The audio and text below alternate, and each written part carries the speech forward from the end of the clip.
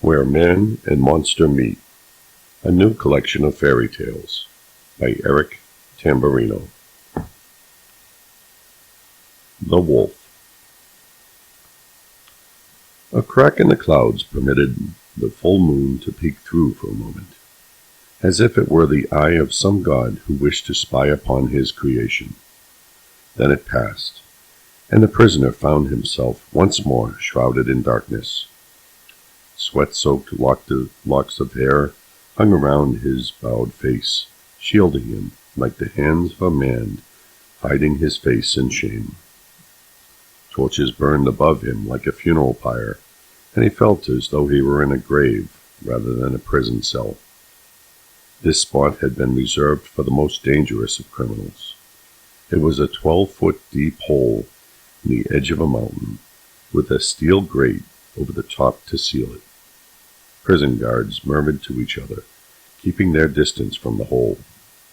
A sense of uneasiness blanketed the mountainside. An uncomfortable iron collar had been clamped against his neck and linked to each wrist by chains. An observer might have mistaken him for a praying man. The prisoner knelt as though imploring a god who either wasn't listening or simply wasn't there. Pain. Pain had been his companion through the years, not God. It had been there before he had damned himself, and the prisoner was quite certain pain would follow him should there be an afterlife. He would have spent his whole life in prison if he had thought it could free him from pain. That had become his only desire, to be free of the pain, even if only for a few moments. For a second time, the moon peeked down at the earth through the clouds. The prisoner looked up, unfazed. The light was no more dangerous than the dark. Darkness cannot create monsters, just as light does not destroy them. It is in darkness that the monsters hide, and in light that they are revealed. From deep in his throat came a fierce sound, not the roar of an animal, but the cry of a man who has lost everything. Then, shuddering, he surrendered once more, shedding his humanity like a snakeskin. The coolness of the river's water felt good on Daniel's skin as he submerged himself in it. The sensation shocked him a little, but he knew it was not so much the temperature of the water, but rather the contrast to the hot, thick summer air which hung over the breezeless land. As Daniel held his breath under the surface, he began to count in his mind. The gentle touch of the flowing liquid seemed to relinquish its embrace, letting its icy hands slip away. The slow current massaged him. He felt soothed and revitalized, as if he had just stepped out of the world and all of its chaos. He had left his problems on the shoreline. Here, in the weightlessness, there was peace. Here, in the gentle hum of the stream, he felt safe. "Get out!" he heard someone cry. Daniel couldn't tell if someone had called him or if it had been a trick of his imagination as he broke the tension of the water's surface. He stood at the center of the river, looking to his left at the rock embankment. The river cut through a great forest, and though Daniel would not have been able to point to his position on a map, he was quite sure he was too deep in the forest to be close to any people. He began to walk towards the boulder where he had left his sword and satchel, his only possessions other than his garments, which had also needed a good cleaning and still hung on his body. He searched the tree line with a careful eye as he went. Daniel froze in disbelief as his eyes fell upon a distant, blood-stained figure, her eyes seeming to call out to him from across eternity. "Get out!" he heard again. He remained motionless. The subtle hum of the river seemed to have hypnotized him, swaying him back and forth in accord with its will. And now her ghost stood before him, casting yet another spell over him. He would drown himself in the river should she only speak the command. The sound of a dog barking broke the enchantment. Daniel looked back towards the rock where he had left his sword to see a shaggy, gray-haired dog and a frantic young boy waving his hands. "Please, mister, get out of the water," the boy implored. Daniel's gaze returned to where the woman had stood, but she had gone. He began to wade towards the boy and the dog when a third figure appeared, a man who looked to be the boy's father. "Isaac! Isaac, get back!" he snapped, brandishing a long, sturdy walking stick. "We have to warn him," the boy pleaded. Daniel didn't quite catch the response. The man whispered to his son. After a moment, the son's face turned to one of fear, and he cowered behind the father. "Stop right there, stranger," the man shouted to Daniel, as Daniel walked unfazed over the rock shore. "Show me your neck." Daniel understood, and with a slow, deliberate motions, he removed his shirt, revealing the countless white scars which marbled his well-defined body. He tilted his head to either side to show the lack of a werewolf bite. "I mean you no harm," he said, raising his hands, and the father's demeanor changed. "I'm sorry. We believe there is a werewolf in these parts." "How's that?" "Follow the river upstream about a day's walk, and you will find a prison. Something's got out of it. Left no survivors. It looked—" The man paused, glancing towards his son and then back to Daniel.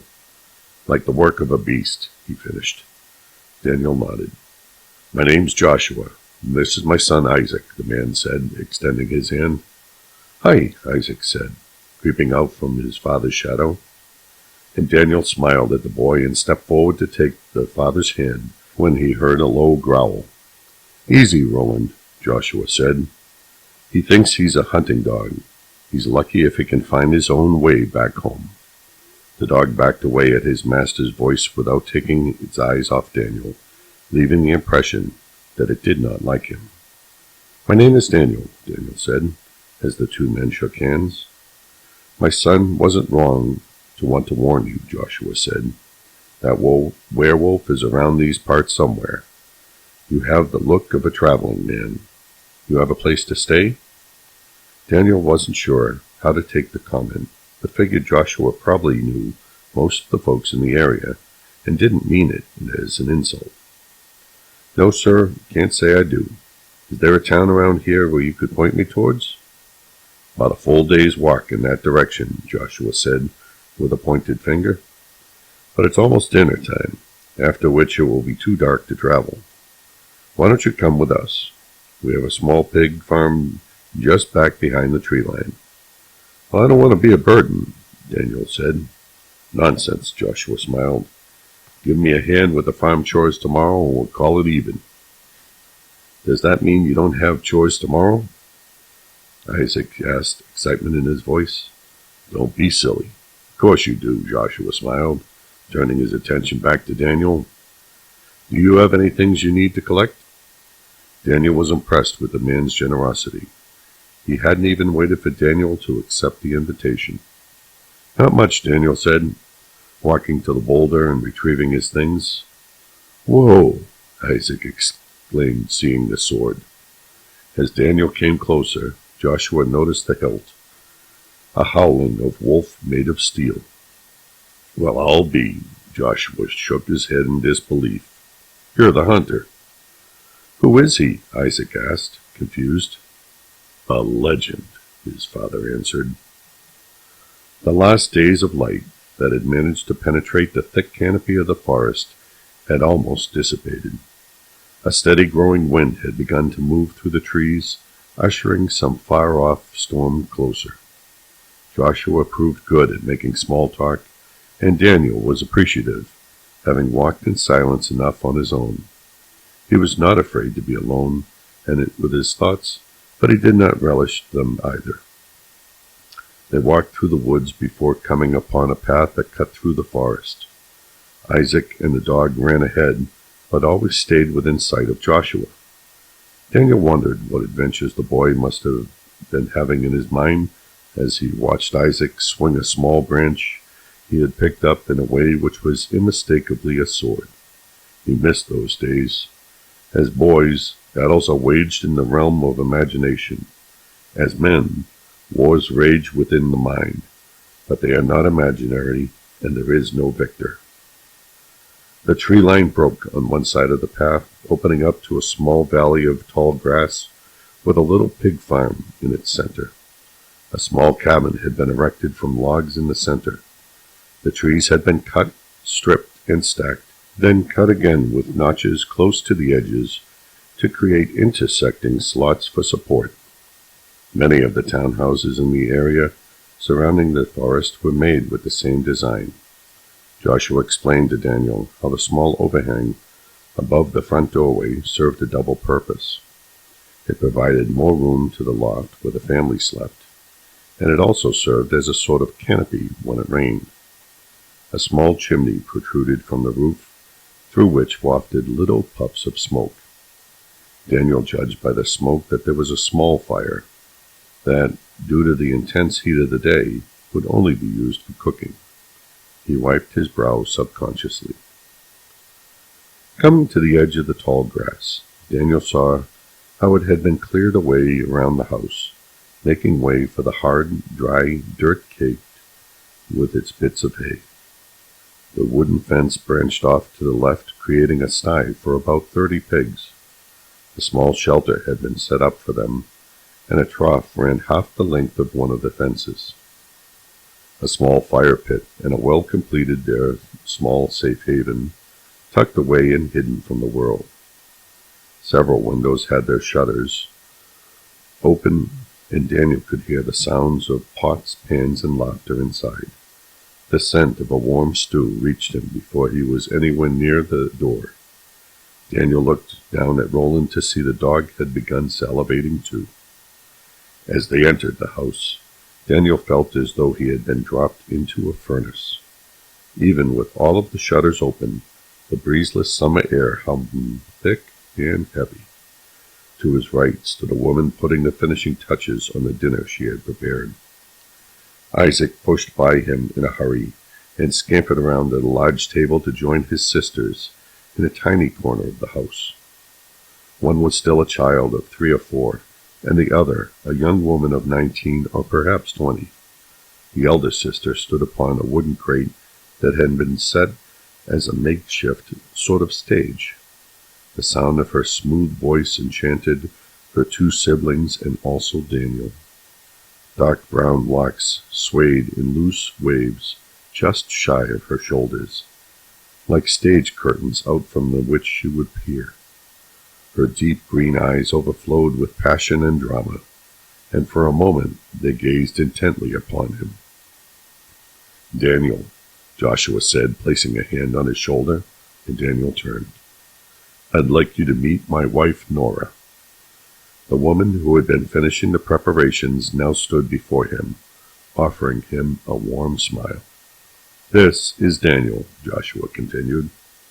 "It's a pleasure to have you with us tonight," she stated, and Daniel noted that her accent was from a neighboring land he had once visited. It was not far, but her accent still surprised him. Most did not move this far out into the country. "It's an honor to be here," he replied, answering in her native language. "Well now," she said in a playful tone, turning to her husband, "where did you find him? Did you and the boy somehow manage to get to the city and back today?" "I am just a traveler, familiar with many cities and many tongues," Daniel continued, switching back. "And what brings you out to these parts?" Nora asked. "It's become quite dangerous of late." Daniel could not manage to suppress a wry smile. "What? Have you not warned him?" Nora asked, turning to her husband. Joshua motioned for Daniel to show her his sword, and Daniel unstrapped the sheath which held the sword across his shoulders. He cradled it in his arms, holding it out to Nora, hilt first, exposing the image crafted on its handle. Nora cupped her hands over her mouth, speechless.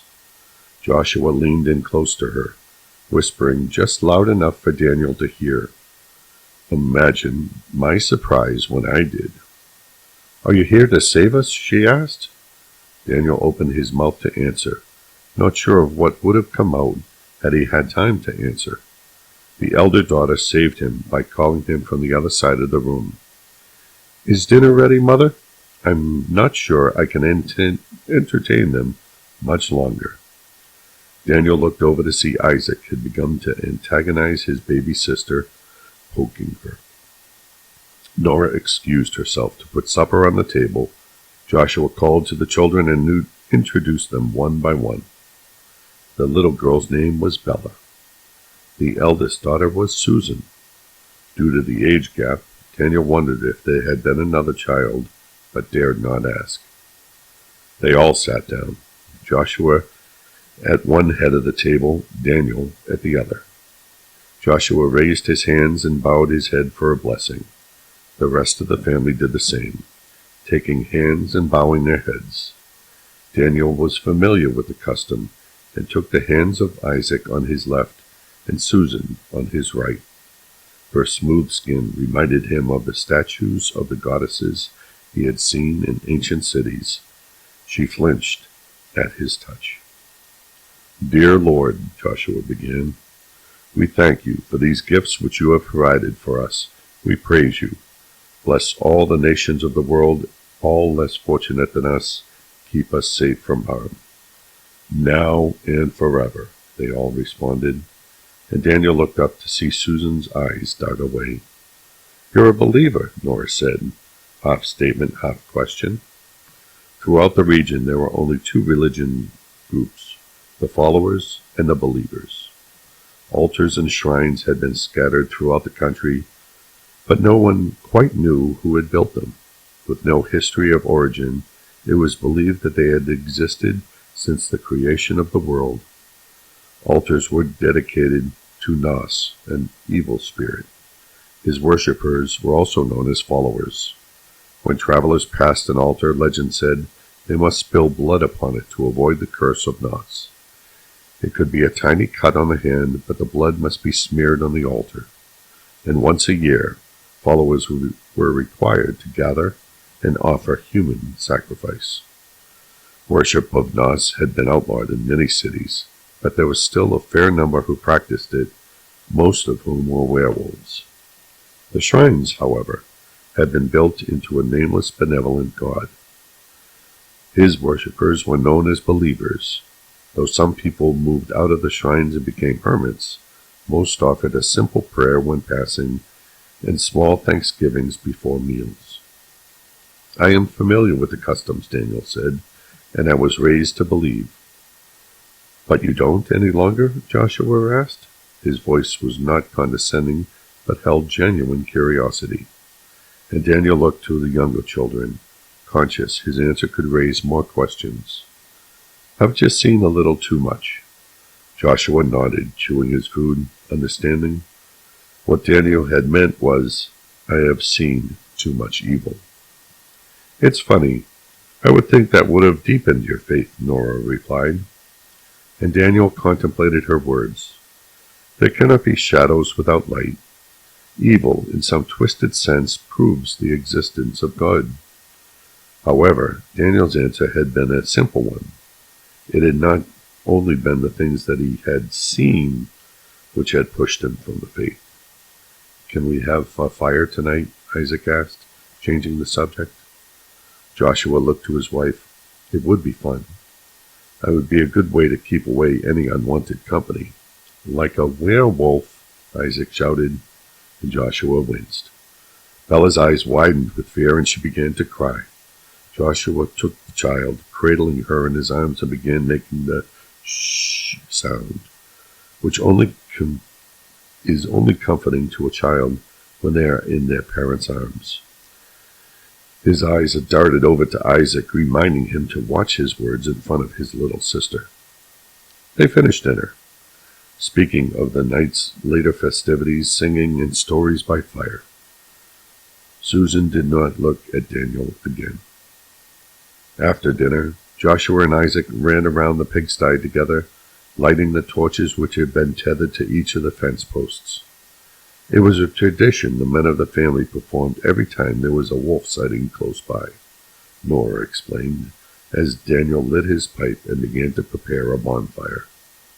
Are you sure it's a wolf? Daniel asked. Fire has been known to scare away wolves. but I have fought some who have seen it as a challenge." She shrugged. "There is not much else we can do. My husband and I believe that the light will keep away the creatures of the dark." "I hope you know I mean no disrespect, ma'am," Daniel stated. "Not to worry. When I believe you have disrespected me, you will know," she said with a smile before leaving him to his work. Roland sauntered over to him as she left. He watched with stoic eyes as Daniel continued preparing the fire. He reached out to the dog, but Roland simply turned his head as if he hadn't noticed. His tongue hung out lazily as he panted in the night's heat. Daniel could not help but feel the dog believed he was either Daniel's guardian or slave master. Once the fire was burning, they all sat close to the night that had begun to cool. Daniel watched as the darkness began to circle around them, like a silent animal stalking its prey, creeping closer and closer until the firelight became too much. He sat with his sword close by. They sang songs, and Joshua played an old guitar. Although Daniel was not a confident singer, he joined in the songs he knew. And as the night grew later, Nora and Joshua went in to put Bella to bed, leaving their other two children in the care of the wolf slayer and their dog, Roland. Daniel loaded his pipe with tobacco. Isaac watched with interest at first, but soon began to toy with his father's guitar. "Stop it, Isaac. You know better," Susan demanded, and the boy persisted before she snatched it away. "You will wake up Bella," she reminded him. Isaac sulked before a new idea came to him. "Tell a story," he exclaimed. "No." "Please," Isaac whined. "You tell the best ones. She does the voices and everything." "Isaac," Susan said, flushing under the gaze of her guest. Isaac shot her a look which would have melted his mother's heart had she not been putting Bella to bed. "All right," Susan gave in, "but no voices tonight," she continued, brushing a loose strand of hair behind her ear. It was strange, but in that simple motion it was as if the young woman had opened a vial of perfume into the air, a scent so faint but so sweet, and then it was gone. There was once a hunter who traveled the world fighting evil. He was brave, strong, and rather dashing in an odd way. She began looking from Isaac to Daniel, catching his eyes. No matter what stood against him, he would always win, because he was pure of heart. One day he came upon a small village as they prepared to sacrifice a beautiful maiden. He demanded to know the reason, and he was told the town had been plagued by werewolves. As she spoke, she had inched herself towards her little brother, and at the mention of werewolves, she held her hands high up over her head, making pretend claws and growling, her movement so quick it looked as if she had lunged. Isaac jumped, startled, an expression of fear covering his face, and Susan began to laugh. "That's not funny," Isaac whined, looking away. Quite satisfied with herself, Susan ignored his comments and continued her story. The men had hoped to appease the werewolves by leaving the poor girl for their amusement. When the man heard of this, he swore he would hunt down all of the wolves and kill them. And one by one he tricked all of the wolves, waiting in a field dressed as a sheep. When the wolves attacked, he would kill them with his sword. But the last one had been the leader, and was smarter than the rest. Daniel watched, amused, as the fire grew bigger in the reflection of Isaac's wide eyes. The young boy's mouth gaped open as he listened, imagining an epic battle of one man fighting off half a dozen werewolves. The werewolf came into the village and kidnapped the beautiful maiden the hunter had been trying so hard to save. So the hunter skinned one of the dead wolves, and wearing its hide, as if it were his own skin, went to the leader's den, pretending to be a fellow werewolf. The leader was not expecting this and let the hunter in. Then the hunter killed him. Then he rescued the woman. To show her appreciation, she made him a special sword. She was the daughter of the village blacksmith. It had a symbol on it held so all wolves would know to be wary of him.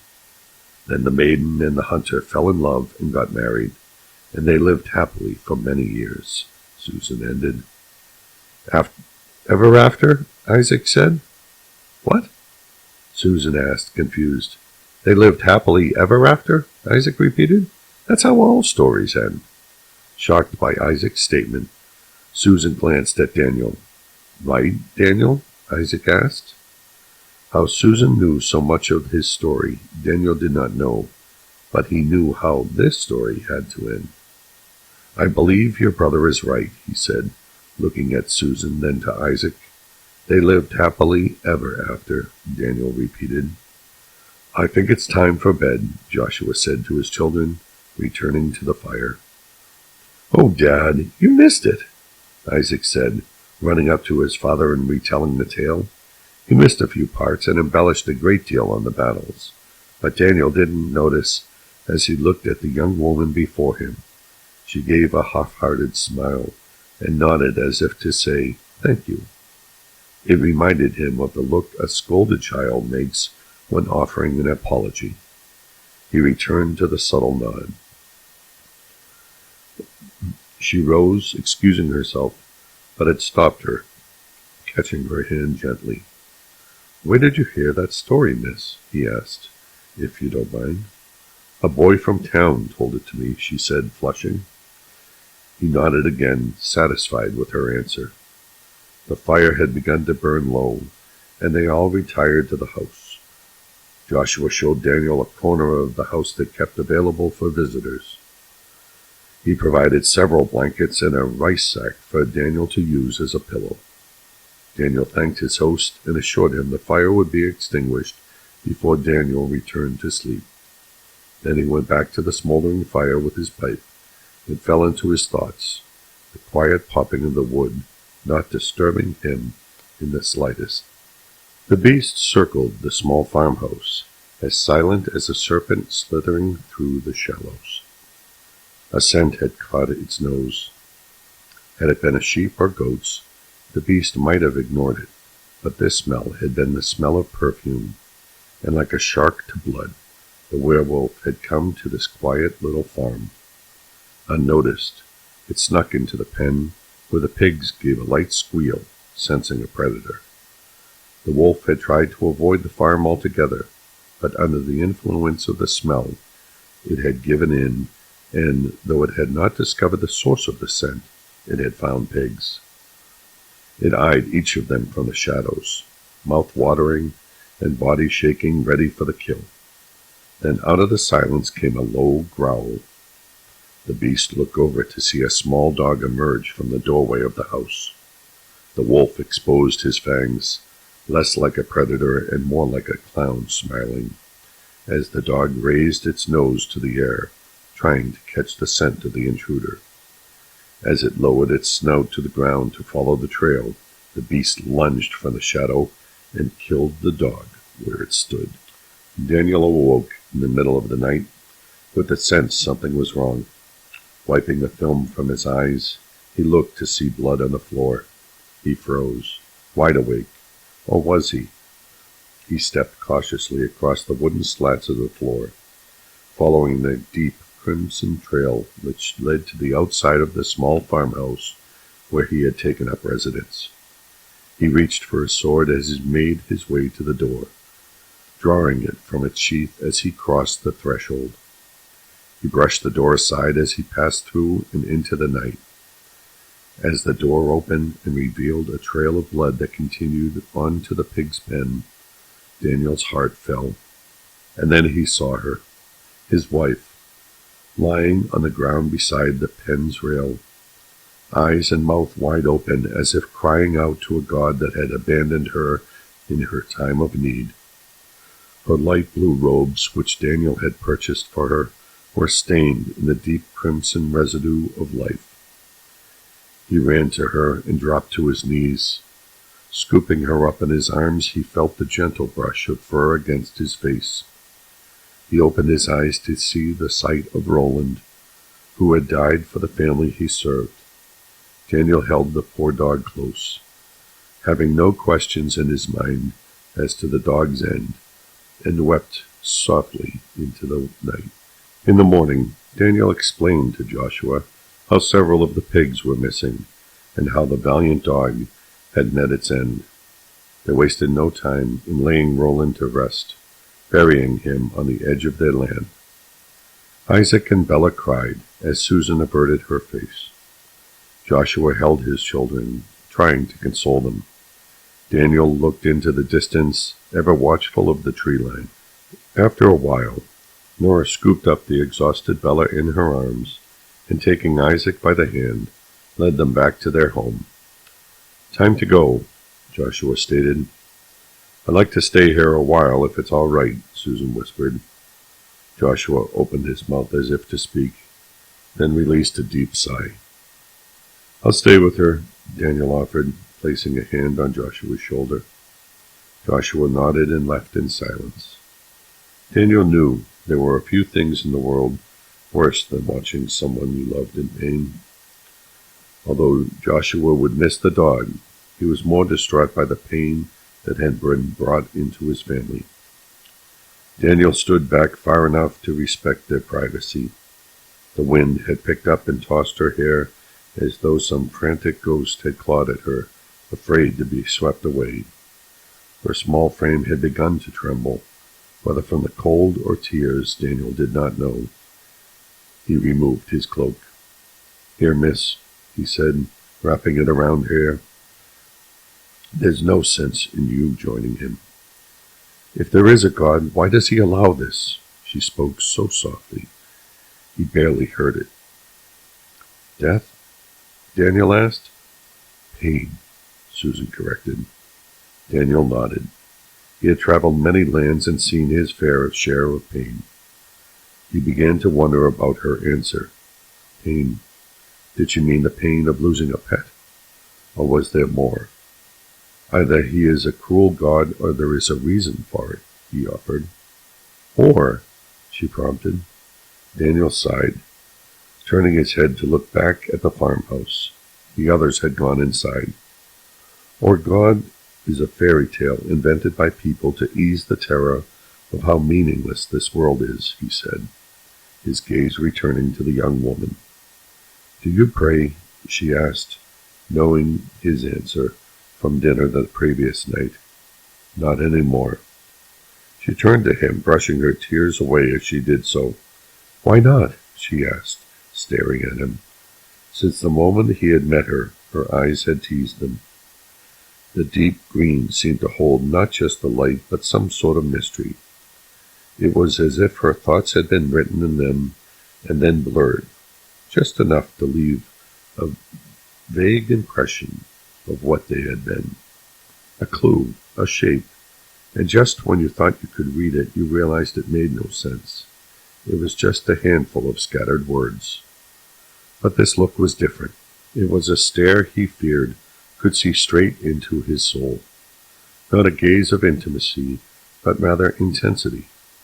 What if, through some strange divination, she could see down into his very personhood, and everything about him lay bare before her?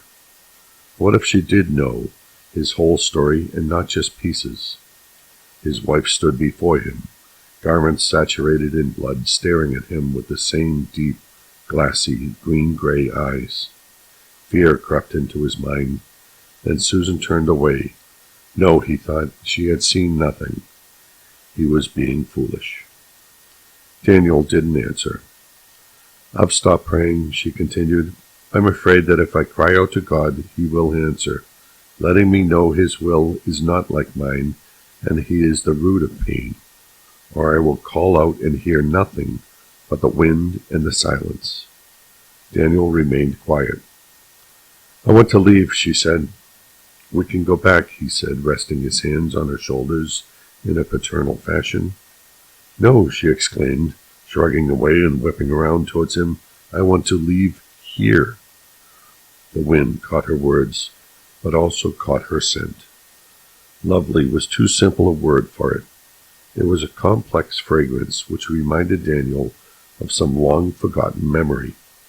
It was earthy yet sweet, like a field of fresh strawberries after the summer rain. It caught him so off guard he almost did not respond. Then he realized what she had said, and more so what she had meant. She wished to leave her home. "You think you will be safer from pain out there?" he scoffed, pointing out onto the woods. "No," she said, her face falling. "All I know is that I don't want to wait here for my death. We live in pain, we die in pain.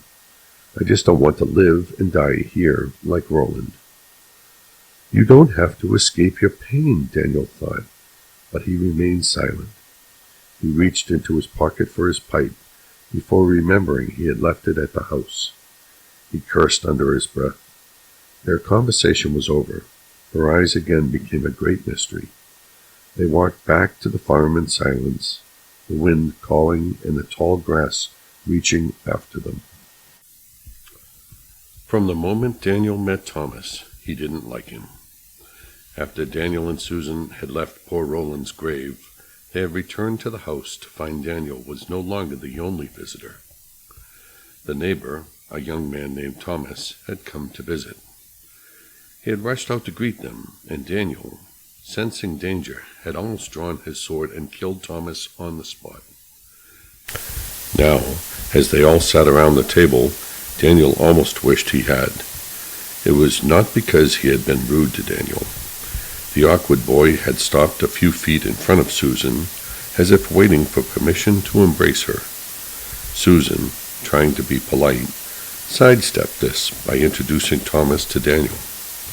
Thomas had barely acknowledged him, making it clear that he was not looking for any more friends. But Daniel's distaste for Thomas stemmed from something else, something just beneath the surface, underneath the sweet facade Thomas had put on for the dinner table. Whatever it was still eluded Daniel. It was like entering a tavern and smelling food, but not being able to tell what the food was. The scent was only enough to tease the memory, but not summon it. Daniel watched Thomas drape his arm over the back of Susan's chair, leaning in to whisper something to her. He was older than Susan, with a medium build, light brown hair and brown eyes, and he glanced at Daniel as he pulled back, leaving his arm as it lay. Susan glanced at Daniel, a spark lit with those deep, mysterious eyes. She ate her soup so casually and disinterestedly, she couldn't help but feel she knew Thomas was trying to lay claim to her. More than that, she wasn't stopping him. She was waiting to see what Daniel would do. She was playing the two men off each other, and he would be lying if he said it wasn't working in the slightest. "Has your father been having any trouble with his sheep?" Joshua asked, as Nora served the stew she had prepared for dinner. "No," Thomas answered, oblivious to what Joshua meant. "He hasn't heard any rumors about a wild dog in the area?" Joshua tried again, not wanting to upset Bella, who seemed more intent on her soup that her mother was serving than on their conversation.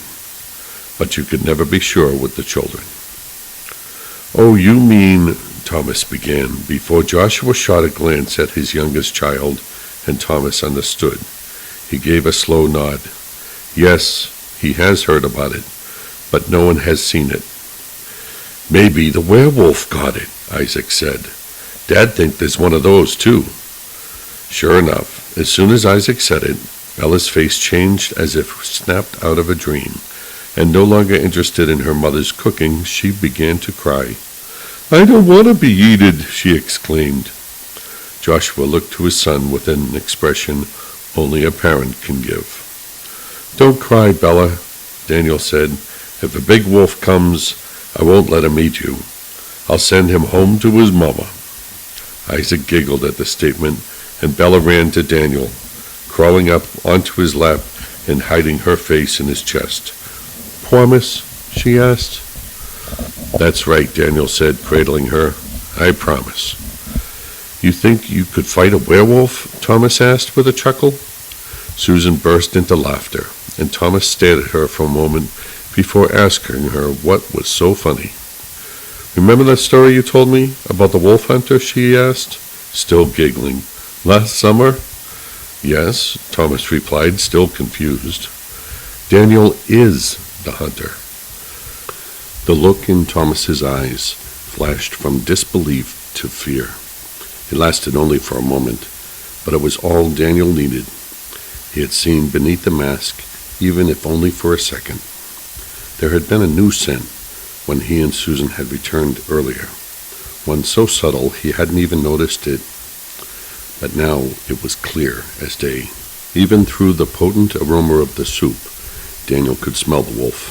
It was not a strong smell, which meant Thomas was a young wolf, or perhaps he had merely been around them. Either way, it was clear that he had been meddling in things far beyond him. After dinner, Joshua put Isaac and Bella to bed, as the events of the day had drained them. Thomas asked Susan to join him outside to watch the last of the sunset, and Daniel offered to help Nora clean up from dinner. She cleared everything and swept, while he went out to fetch a bucket of water. When he returned, he set it on the counter and began to wash the small wooden plates and other utensils, watching Thomas through the open window.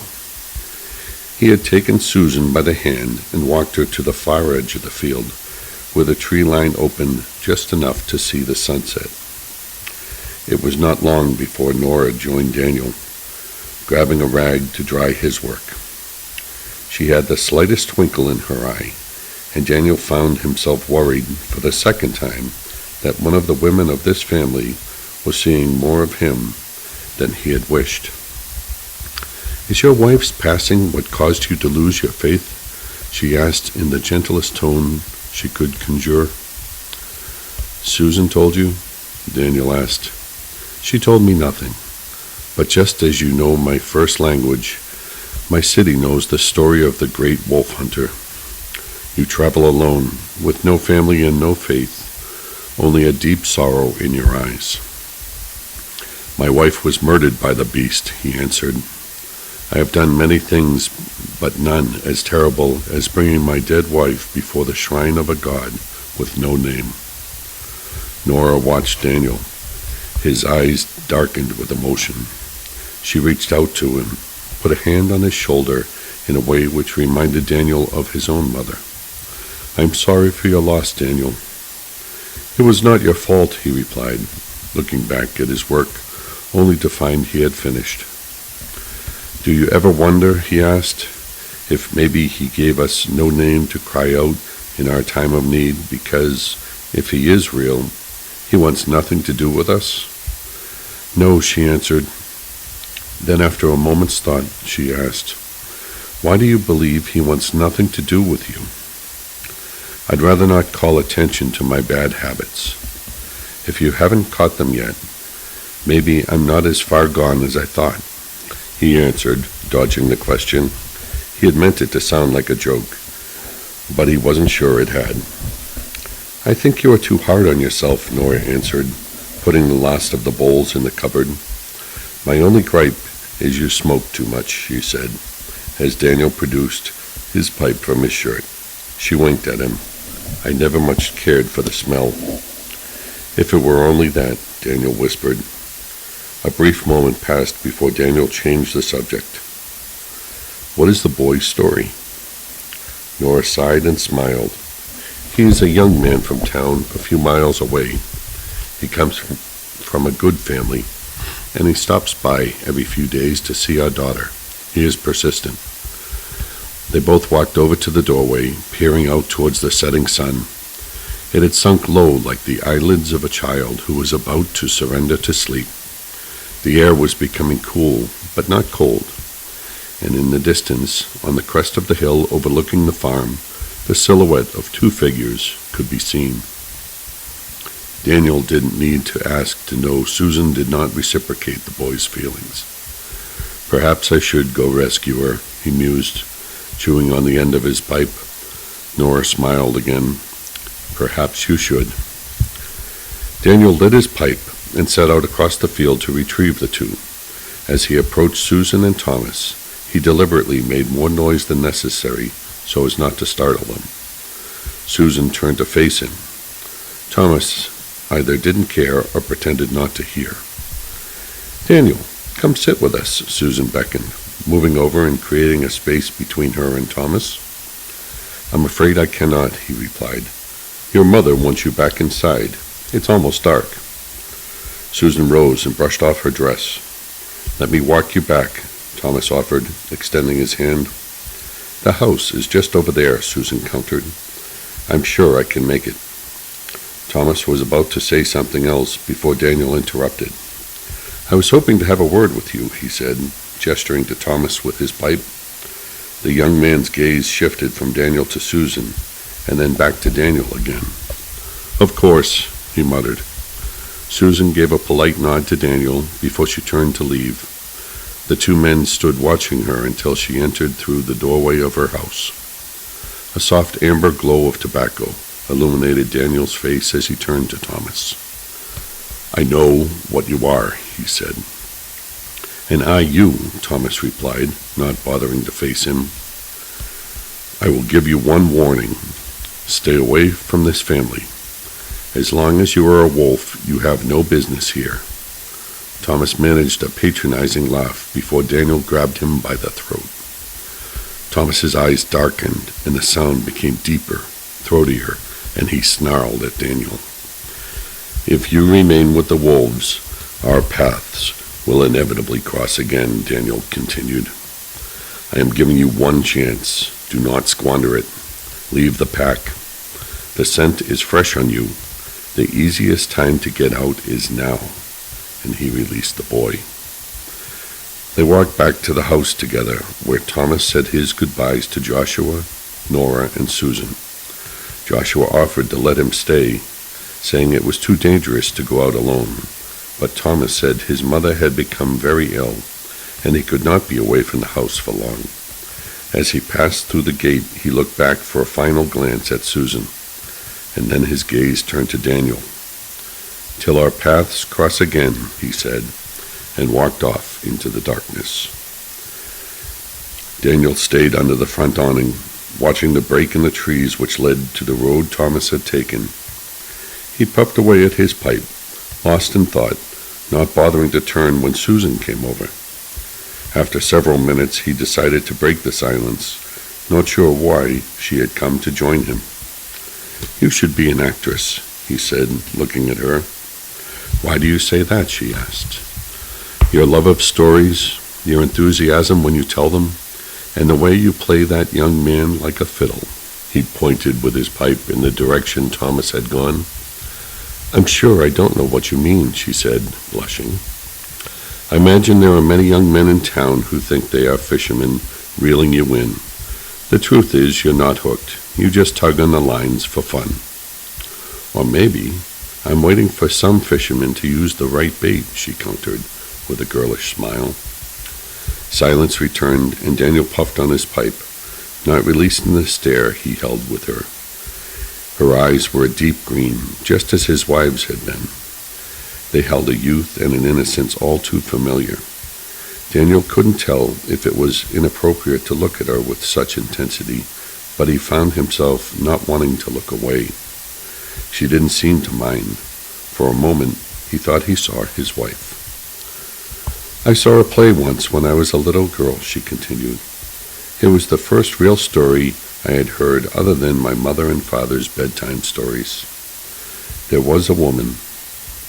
She looked away as if lost in some dream. "A beautiful woman who played the Princess Jashur, and that's when I realized it." "That you wanted to be an actress?" Daniel asked. "I wanted to be Jashur," she said, looking to the ground. "I wanted to live in a world where no matter how bad things got, there would always be a happy ending." Daniel had felt the same way many times when he was a child.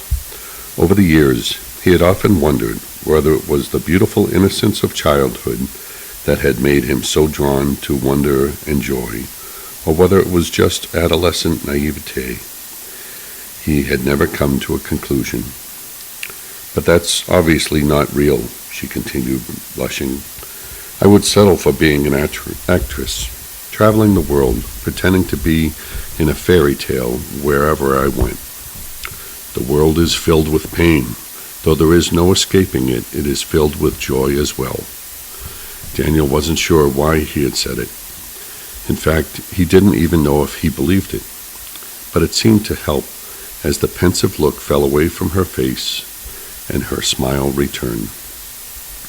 They stood for some time in silence, listening as the first drops of rain fell to the ground. "I never did thank you for getting me out of the romantic sunset gaze tonight," she said. "It was getting late. Your mother didn't want you out all night," he replied. "I'm sure," she said. She turned to leave and then paused as if remembering something. "I think Thomas was going to kiss me tonight." "You interrupted, and he didn't get the chance. So I guess this belongs to you." She walked up to Daniel and, standing on her tiptoes, kissed him on the cheek. Daniel remained motionless as her lips brushed against his cheek. The last kiss he had ever received had been many years ago, a gift from his wife. He should have thought of her, but he didn't. He remained lost in the moment this beautiful young woman had initiated, appreciating every tiny detail of it, the touch of her skin, the warmth of her breath, the scent of her hair as it brushed by him. A brief image flashed through his mind in which he was kissing her back, not on the cheek, but on the lips. Like the tiniest drop of blood into water, it tainted his mind. The thought had been so brief, hardly detectable, and now he could not get it out. She pulled away from him, smiling, looking at him with those mysterious eyes once more before turning and leaving him to his pipe. Daniel fingered the last of his tobacco, debating whether to save it or finish it.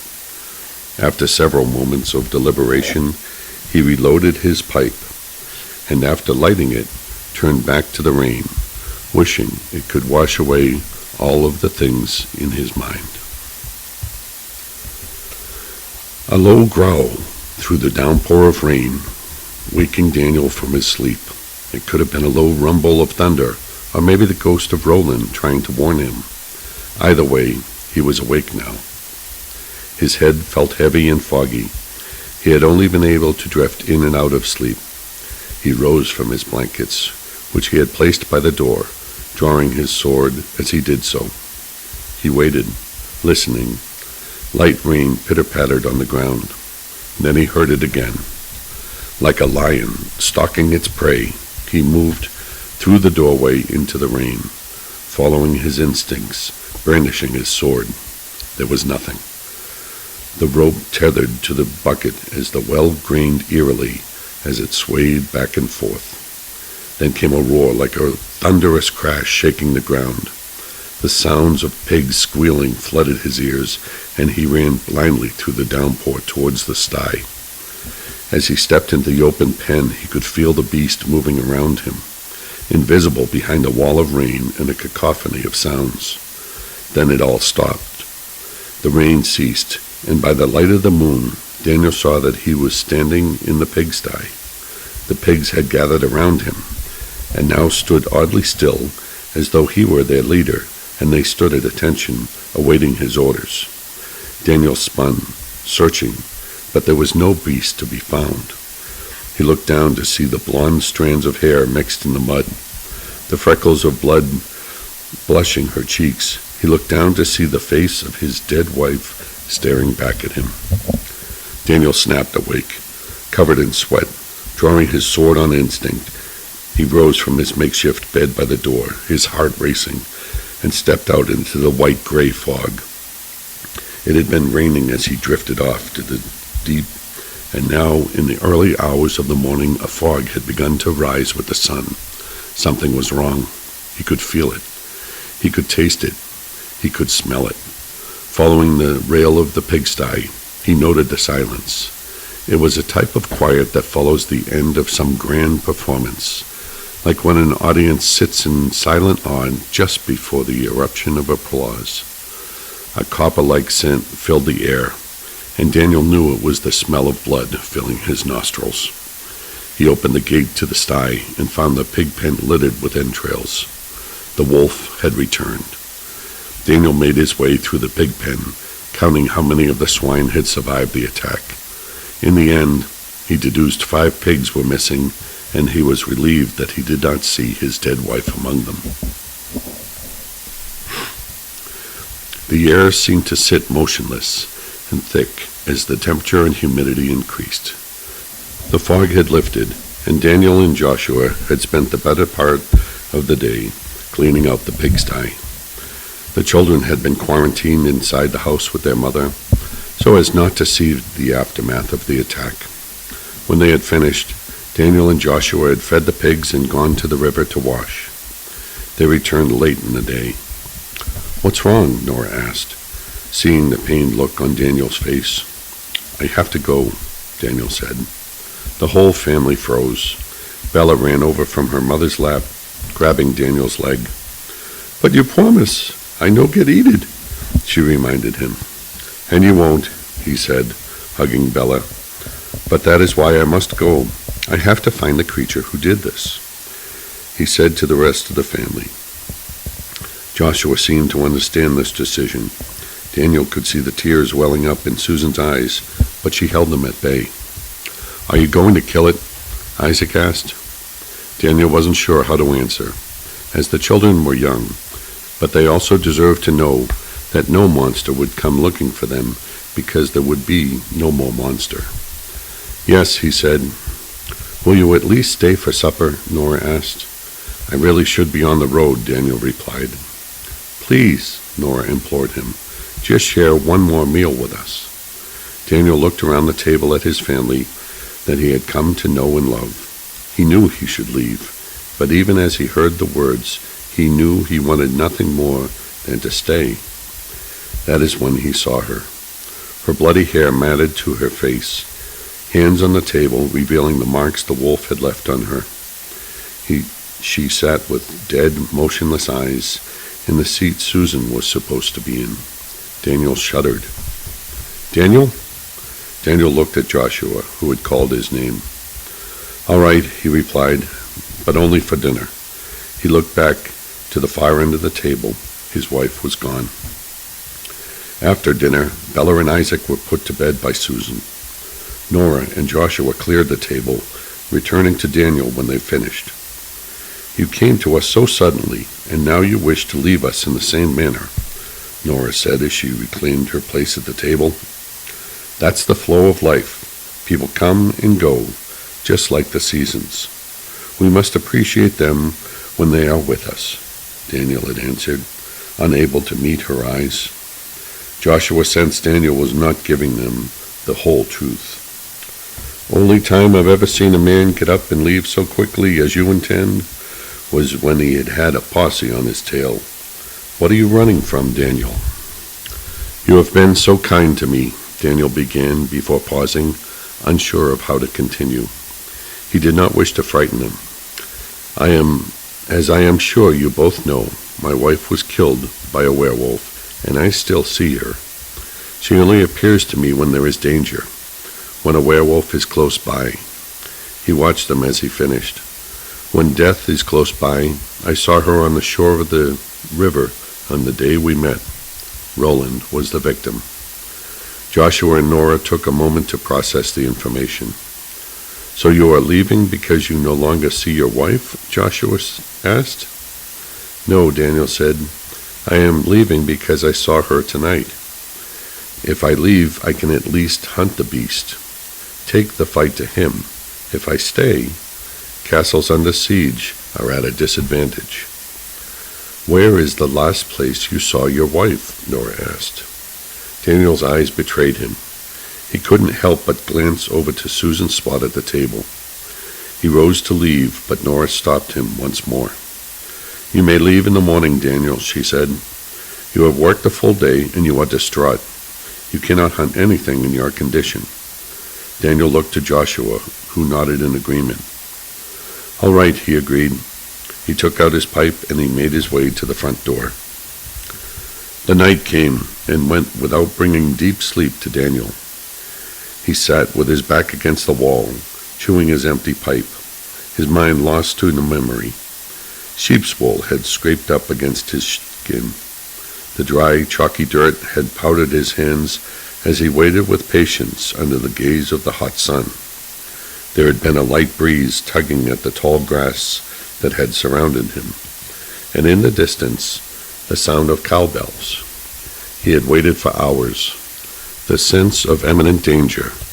He had gripped his sword tighter, barricading any fear from the furthest corners of his mind. The ground had started to rumble beneath his fingertips. The werewolf was charging him. It had been a soft rumbling at first, then harder and more distinct with each bound, then nothing. The wolf had lunged, and Daniel rose, brandishing his sword. The beast's jaws had been opened wide with razor teeth ready to devour him. The sword's tip had gone straight through the beast's chest, piercing the heart.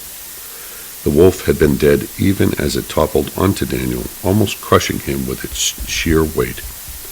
Daniel had lain there on the ground for a long while after his first kill. He remembered the blood and saliva that had covered him, staining the sheep's wool. He remembered the shaking in his hands as the adrenaline surged through him, pounding in his head as if it would burst. But most of all, he remembered the smell. It had been the first time he had caught the scent of the werewolf, and it had been sweet and intoxicating. Daniel awoke, not knowing when his thoughts had slipped into the brief dream. It was dawn. Light tremors shook his hands, and he reached for his pipe before remembering he had used the last of his tobacco. He cursed under his breath, closing his eyes and taking a deep breath of the humid summer air. He heard the latch on the door open, and he turned to see Susan creep out of the house. "Daniel, did you sleep outside?" she whispered, not wishing to wake the others. "Didn't do much sleeping," he answered, getting up and brushing himself off. "Are you all right?" she asked, concerned. "You don't look very well." "I'm fine," he answered, the tremors in his hands getting worse. "Would you walk with me?" "Of course," she answered, taking his arm in hers. The thought of kissing her returned. He had begun walking out into the tall grass. He took each step with determination, heading in the direction of Roland's grave. "Daniel, what's wrong?" Susan asked. His breath had become labored, and his eyes moved erratically back and forth as if searching for something, or perhaps trying to hide from something. He collapsed in the grass just before they hit the tree line. "Daniel!" Susan cried. "Daniel, don't move. I'll go get help." Her panicked voice resonated in his ears. The light began to fade as Daniel's eyes closed, and he could smell her hair as the wind passed by. He could fight it no longer. Susan turned to go, but his hand caught her wrist. It was such a simple movement. It happened in less time than it would have taken for an acorn to fall to the ground. Yet it may as well have been an explosion. Susan looked at Daniel, disbelief flooding her face as realization rose within her. She watched as his eyes opened, no longer the eyes that she had come to know. Tears streamed down his face as it twisted in agony. "Susan," he whispered. "Run." His grip released and his body began to writhe, sharp pain cracking through him like lightning. Susan stood for a moment, frozen in horror. "Run," he growled.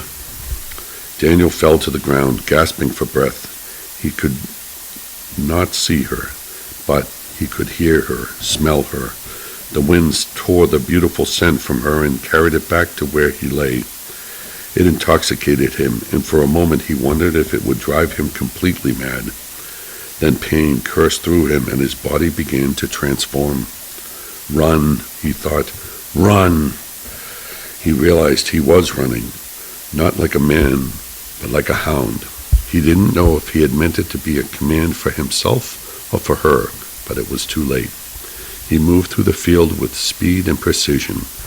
She could hear her sobs, her desperate gasping for breath, and her footsteps pounded away like a horse. The ground seemed to tremble beneath her. He could feel it.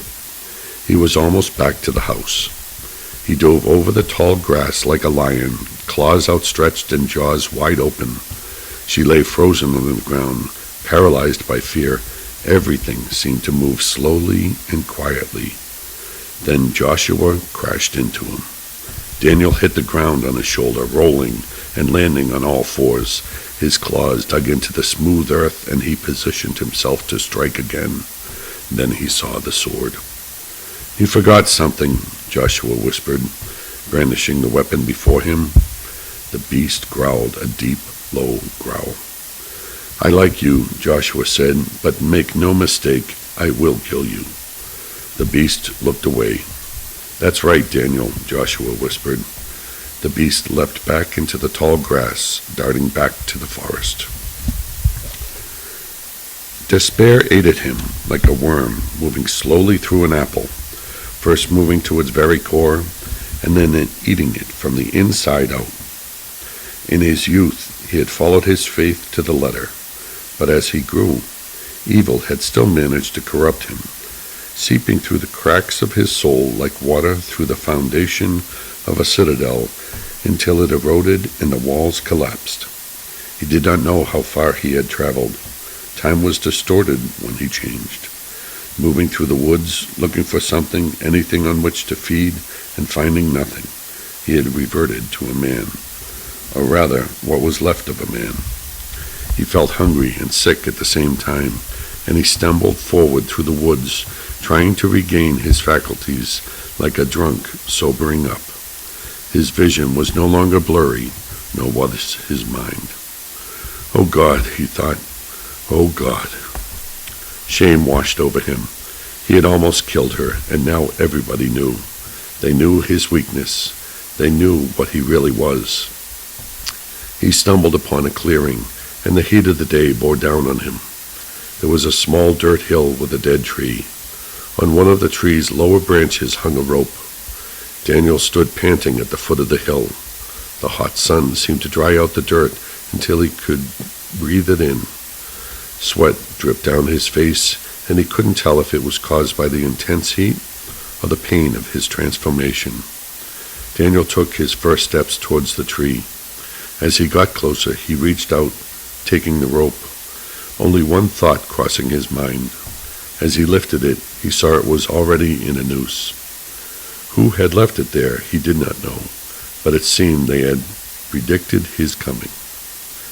"It's a cursed tree," a voice called from behind him. "I'm a cursed man," he answered without turning. He knew the sound of Joshua's voice. "Is that how you have come to be a werewolf without being bitten?" "The first wolf I killed by dressing as a sheep. The rest I killed by dressing as a wolf. You can only remain a sheep for so long when you live in the skin of a wolf," Daniel had answered, tying one end of the rope firmly to the tree, testing it with his hands to be sure it would not break. He heard Joshua's footsteps approaching. "How is she?" Daniel asked. "She will be all right," Joshua answered. Daniel turned to face him and was surprised to find Joshua had come empty-handed. "Please know, Joshua, I never—" He couldn't finish the sentence. He had never wanted to hurt the girl. He had almost killed her. He had never wanted to hurt the family. He almost took part of it away. Had never meant to hurt his friend. Daniel's eyes began to glass over with water, and a small stream of tears slipped away. He had believed he was a good man, and yet he had failed himself so many times. Now the illusion was broken. If he had ever been a man, he was no longer. He was an animal, and he mourned the death of the man he thought he had been.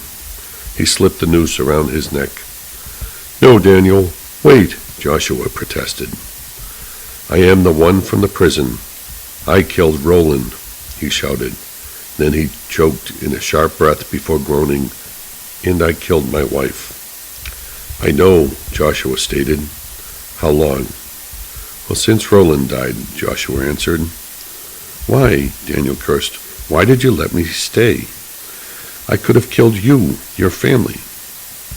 "Because I knew if I sent you away, you would end up here," Joshua said, hands raised, showing he was only there to help. Daniel looked at the noose and then at the tree. Maybe not this tree, maybe not for many years, Joshua continued. How did you know? Daniel asked. I recognized the smell, Joshua chuckled. It took a while, all of your tobacco drowning it out. Daniel had smoked to dull his own sense of smell, but it had also masked his scent. I never quite forget the smell, Joshua continued. Their scent calls you until long after your loved ones put you in the ground, he finished, slowly pulling the top of his shirt down to reveal the teeth marks on his shoulders. You are a wolf? Daniel asked in disbelief. I was. No more. Some men are truly monsters. Others become monsters, trying to ease the pain of the world around them. What pain do you wish to ease? Daniel's thoughts reeled out of control. He needed his pipe. He needed to smoke. All of it, he answered. If death is the ultimate price, then why does living cost so much? They both stood in silence. The sun had begun to set. There is freedom from your pain, but you cannot do it alone. Come with me, Joshua said, extending his hand. I can't, Daniel answered, the golden rays of the sun glinting off his tear-stained cheeks. You can. Daniel felt his knees weaken. He was so close. The earth seemed to draw him closer, and if he let it, it would pull him down until it wrapped itself around him, and he could sleep forever in its loving embrace. He took out his pipe and remembered there was no tobacco. He watched as it slipped from his shaking hand. He was so close. He would be able to sleep. He wouldn't need his pipe, and he would never be a monster again. A deep fear set into Daniel. He had never been afraid to die, but this was different. He looked into Joshua's eyes, pleading, Please, kill me. Joshua sighed and came close enough to touch Daniel. There is peace, he said, lifting the coarse rope from around Daniel's neck. Daniel collapsed, shaking, into Joshua's arms, and Joshua held him as he wept, as if Daniel were his own son.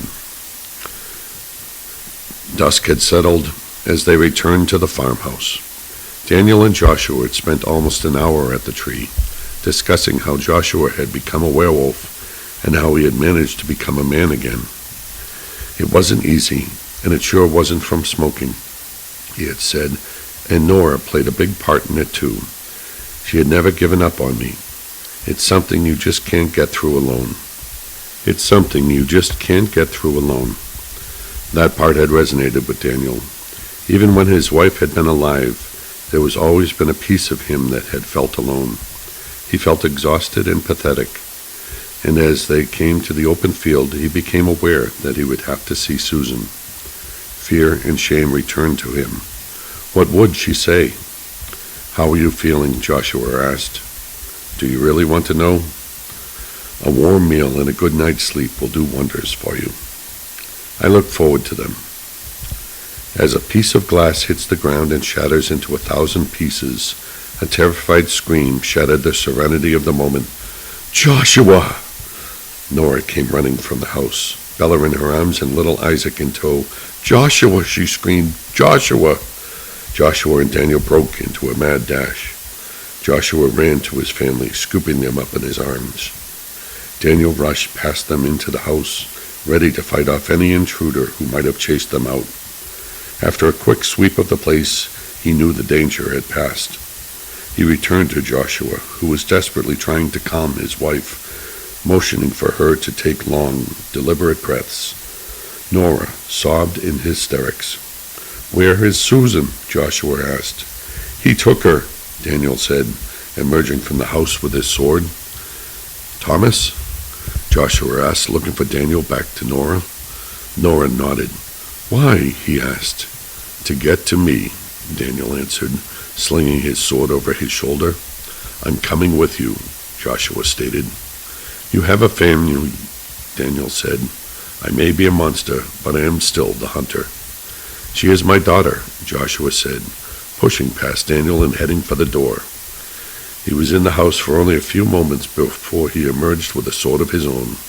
He strapped it through his belt, and it swung gently with each step. He approached Daniel, scooping up Bella, who had hid her face in his shoulder. "My brother lives in town. He will take Nora and the children to him. Then we will find Thomas." The smell of tobacco overpowered the two men as they entered the sultry tap room. The old blind man sat in the corner, strumming out a lively tune on his guitar, and the tiny room felt packed as many overdressed men danced with underdressed women in a small clearing between several tables. Sweat and spilled ale bathed the floorboards, which creaked underfoot, groaning as if pained by the abuse. To the left rose a staircase which led to a second floor of 3 bedrooms, one where the bartender slept and 2 where the girls made their living. On the far end of the room stood the bar. At the furthest table, a lone boy sat smoking a pipe, and the 2 men went straight for him, moving through the crowd. "Where is she?" Joshua demanded, slamming the boy's head on the table. The blind man ceased fingering his guitar, and the whole room stopped to see what the commotion was. The barman began to come around the counter, but stopped when Daniel drew his sword and held up its emblem for all to see. The barman nodded. This was the hunter's business. No one would interfere. "Play your music," Daniel said to the guitarist, and the old man began to play again. A few guests continued their dance, but many started to speak in hushed tones. Thomas looked up at Joshua through the drunken, lazy eyes. He started to laugh, but then began to cry. "I loved her," he choked, taking a deep breath before looking at Daniel. And even through Thomas's half-glazed eyes, Daniel could see hatred pour out of them like wine from a bottle. "I could have controlled it. I could have controlled the beast for her." Daniel knew what Thomas meant. "I know what you did. You almost killed her, just as you killed your wife." He was trying to get inside Daniel's head. In spite of this knowledge, Daniel's mind did drift to his wife and to the illusion of control he too held so many years ago. "Where is she?" Joshua hissed. "I will not ask again." "Dagon has her." Joshua let go of the boy's head. Thomas sat up again, blood beginning to drip from the split right above his eyebrow. Thomas wiped it off with the back of his hand and licked it. "Who is Dagon?" Joshua asked. "Dagon is the leader of the pack," Daniel stated. "If he has your daughter—" "A council has been called," Thomas finished. "What does that mean?" Joshua asked. 6 of the eldest wolves will be there, and they will sacrifice your daughter to the dark spirit," Daniel answered.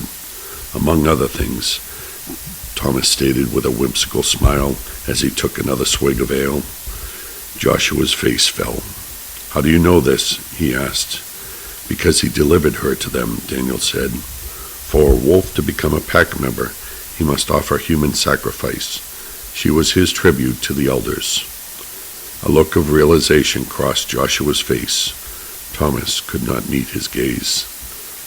"I swear, if anything happens to her," Joshua hissed into Thomas's drunken ear.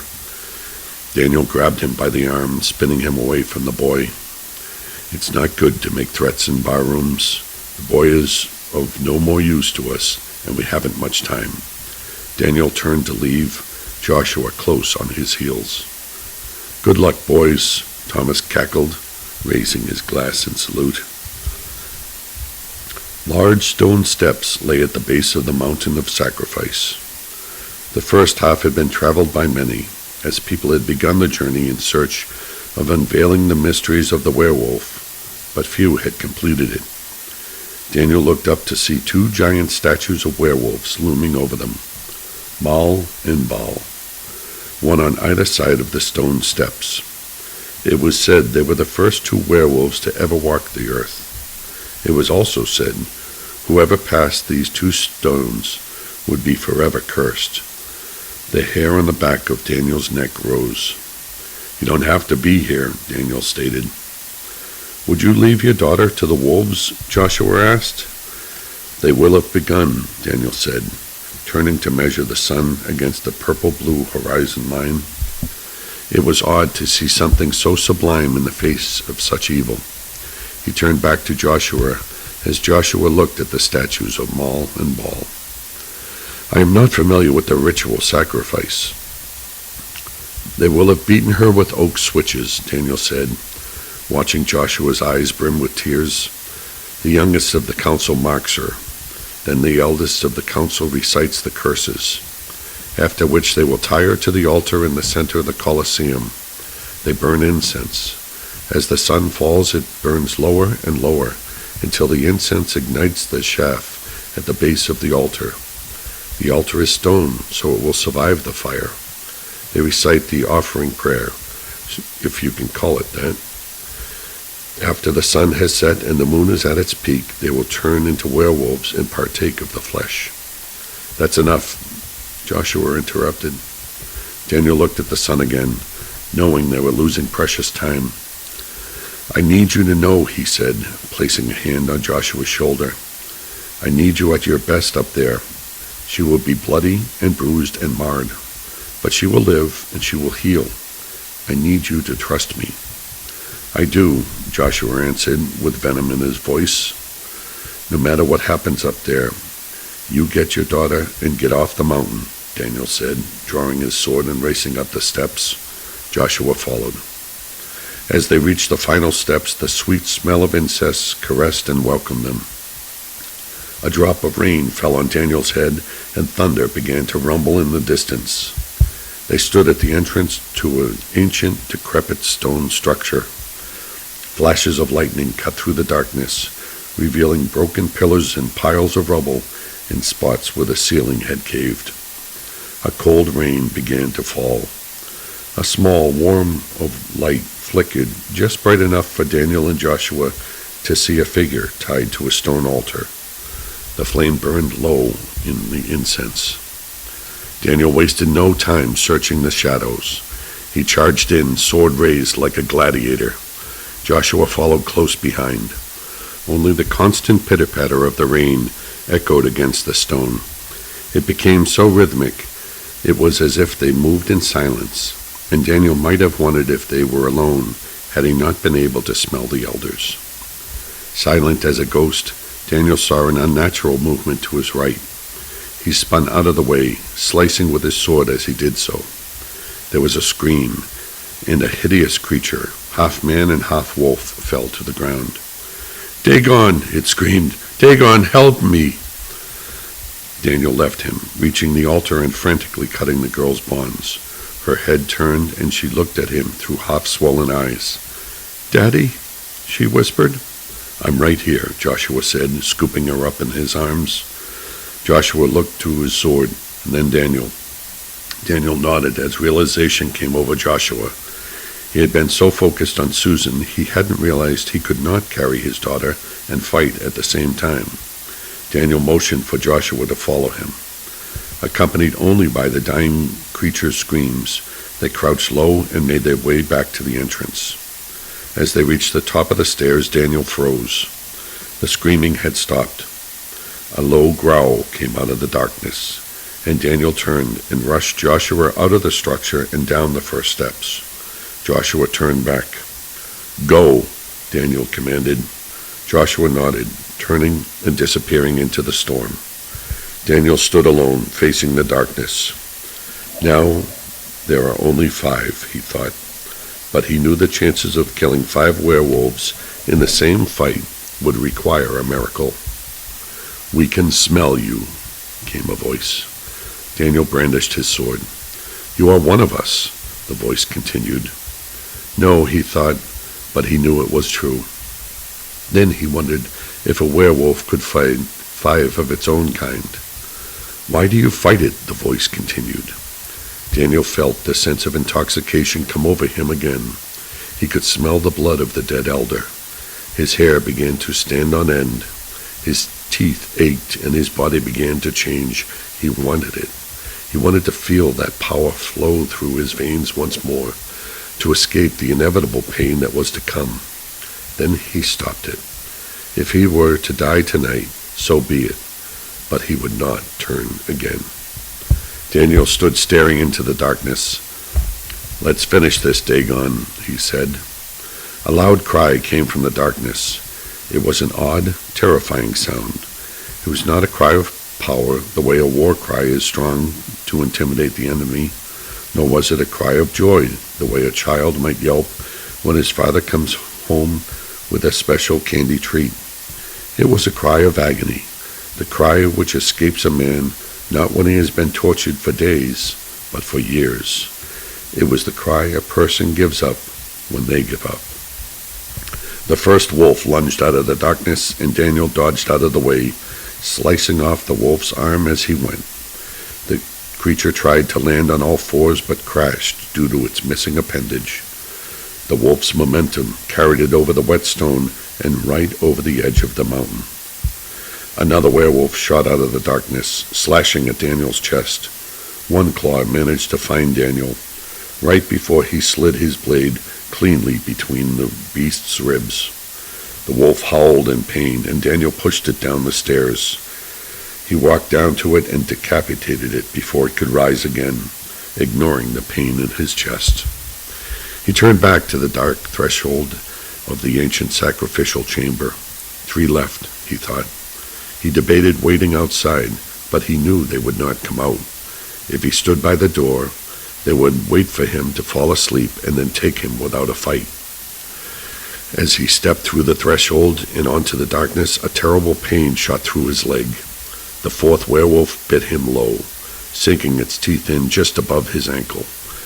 Before he could respond, he felt more teeth sinking into his shoulder, just below his neck, as the 5th wolf jumped on him. Pain coursed through every inch of Daniel's body, and he fell. He knew he had to get up before both of his enemies climbed on top of him. Neither had released their bite, and he knew their jaws would be too powerful to pry open. So he did the only thing he could think of. He grabbed the smallest finger on the claw of the one at his throat and yanked it backward as hard as he could. Immediately, the jaws released as the werewolf yelped in pain, and Daniel stuck his sword through its exposed neck. The wolf, biting his leg, looked up just in time to see the blade pass through its partner's throat and then arc down. It was the last thing it saw. Daniel winced in pain as the pressure on his leg released. He had decapitated the beast. He tried to crawl away, fumbling around in the darkness. There was one left. Dagon. He tried to stand but fell and had to scramble to get his back against a wall. He sat and listened, once more on the floor in the darkness. He could make out the dark shapes of his surroundings, and he waited for movement. Outside, the rain slowed, and Daniel could hear his own labored breathing. He touched the wound by his neck and knew he was running out of time. He tried to stand once more, holding the wall for support. He got his good leg under himself. The bitten one had become dead weight, and the throbbing pain told him he would not be able to run or to fight. Daniel turned back towards the door, only to find himself eye to eye with Dagon. Dagon was a large, powerful werewolf with muscular arms and old but dangerous eyes. He grabbed Daniel by the throat and heaved him up overhead. "This doesn't have to be the end," he said. "Let the beast heal you. Hunt the man and his daughter with me." Daniel wished Dagon had killed him. He closed his eyes, thinking of Joshua and Susan. Then he thought of Nora, Isaac, and little Bella. Such a wonderful little family he had been given the pleasure of knowing. He wondered what might have happened had he not been bathing in the river that day. Would Susan be on this altar, or would it have been some other poor girl? It all seemed so long ago now, and he felt the familiar pain which had followed him for so many years after his wife's death awaken within him again. The pain of being alone. But he was not alone. Death had come for him unless he returned to beast. He took a deep breath, Dagon's scent filling his nostrils. "Yes," Dagon whispered. Daniel shoved his sword through Dagon's heart and crumbled to the floor in a heap as Dagon released him. The last elder stumbled about, groaning, trying to pull the blade out. Then he fell over, dead. Daniel lay on the floor as his blood and life seeped out of him. After taking a moment to catch his breath, he dragged himself to a section of the structure where the roof had collapsed. There he lay, with his face towards the sky, letting the gentle rain cool him. Pain, he thought. Why does life have to hurt so much? No man should escape it, whether rich or poor, guilty or innocent. Daniel remembered the pain he had caused as the wolf, and he shuddered. Maybe, he thought, maybe this pain is my penance, my way of atonement. He smiled for a moment as he thought of Joshua carrying Susan. They had done it. The family would be safe now. He watched the moon peek through the dark cloud as if it were the eye of some god demanding to look upon its creation. "What is your name?" he whispered, closing his eyes. Why did you let me become a monster?" And when he opened his eyes, he saw a woman standing over him. She crouched down next to him, touching his face. She looked at him without a word, only a smile. The type of smile a parent might give when their child is crying over something insignificant. It was not a smile of patronization, nor a smile of cruelty. It was a smile of joy and love, a smile which shows a fascination with the innocence of a child. Tears began to build in Daniel's eyes. "I'm sorry," he said, touching his wife's hand. "I forgive you," she said, embracing him. Then she led Daniel into the light of the moon for a place with no pain and no darkness.